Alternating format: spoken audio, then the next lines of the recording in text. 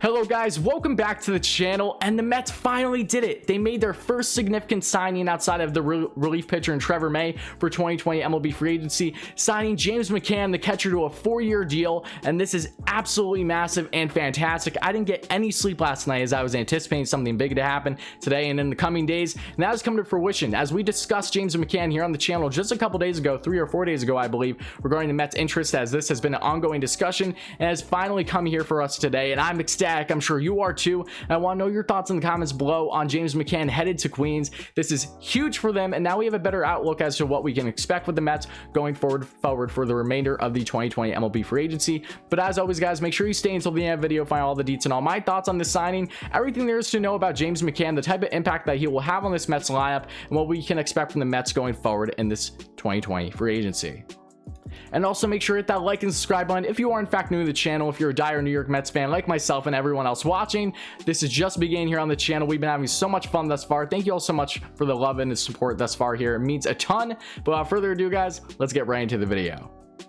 But for you guys that don't know, James McCann, the 30-year-old catcher, a towering 6'3", over 200 pounds, has been absolutely tremendous for the White Sox over these past 2 years since being acquired by them, and really hasn't been nearly as good of a catcher until what we have seen over these past 2 years versus what he had done previously in his career with the Detroit Tigers. He has taken his game to a whole other level when it comes offensively and defensively speaking. He's so fantastic with his framing and has a great bat that has been a lot more consistent than maybe what was originally expected from him when he was originally signed 2 years ago with the White Sox. But this past season in 2020, splitting time with Yasmani Grandal in the shortened season, in just 31 games played and 97 at-bats, he has 7 home runs, 15 RBIs, had a batting average of 289, an on-base percentage of 360, a slugging of 536, and an OPS of 896. And in 2019, in his first full season really with the White Sox, is where he showed out tremendously and is giving you a great idea as to what you can expect from him as a Mets fan going forward, in which in 118 games played and 439 at-bats, he had 18 home runs,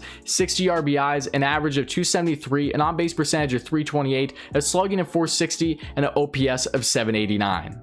Again, tremendous growth in his game from offensively speaking and defensively speaking. He was a crucial part to the White Sox success when it comes to their now ace, and a guy like Lucas Giolito was a crucial part in really the success that he had this past year in particular, including his no-hitter.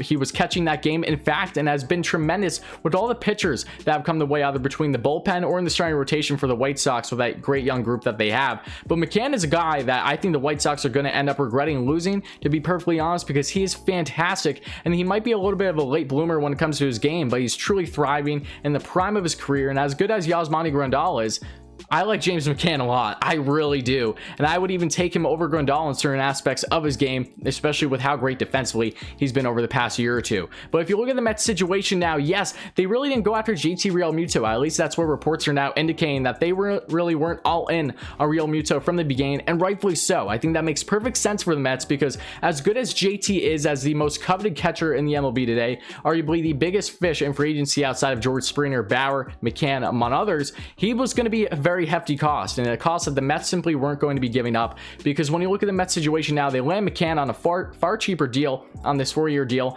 and now have plenty of money left to continue to go out to get bigger names, including George Springer. That seems inevitable at this point, so I can't wait to talk about him when that happens. Possibly Trevor Bauer still, or another starting pitcher, among other depth moves that are sure to come as well, or even trades, who knows. But the Mets are in a prime position now where they are able to take full advantage of the market, and it started with James McCann. He's coming in and is going to bring a great bat to the lineup for the Mets, really help balance things out, because the Mets haven't had a catcher of James McCann's caliber in quite some time when you look at things, between Travis d'Arnaud's inconsistencies after being hurt and now thriving elsewhere with the Braves, as we know, and then Wilson Ramos, who had a strong first season with the Mets, not defensively speaking, but did have a hot bat and had a very long hanging streak of over 20 games, I remember. But this past year, huge decline in his game. He's a free agent now. Buffalo's gone, we know this. Tomas Nido had a very strong start to the 2020 season in the shortened season, then dealt with injury and really never picked up the pace the same. So I don't know what the future is for him as the second catcher for the Mets going forward. But regardless, this was a massive signing for the Mets to get a guy like James McCann to come in this lineup, really bat anywhere that they need him to. And I'm so ecstatic to see what he's going to do with this type of rotation that the Mets currently have. Between DeGrom, who knows how well he's going to thrive under a guy like DeGrom, because to go is to go. So now you bring a guy like James McCann, who has fantastic framing ability and defensive game.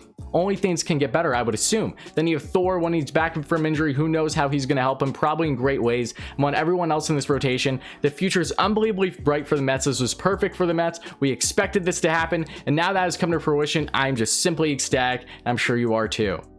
But as always, guys, make sure to let me know your thoughts in the comments below. Mets fans, how are you feeling? I'm simply ecstatic. Again, I don't know how many times I need to say that, but it's definitely true, and it holds true today, and I hope you guys are too. So make sure to let me know your thoughts on James McCann landing with the New York Mets. Do you like this deal? Do you not like this deal? What are you expecting for the Mets going forward? I think we all have kind of a better understanding, and that is such a great feeling in itself. But as always, guys, thank you all so much. Hit like, hit subscribe if you're a diehard Mets fan like me, and I'll catch you again real soon.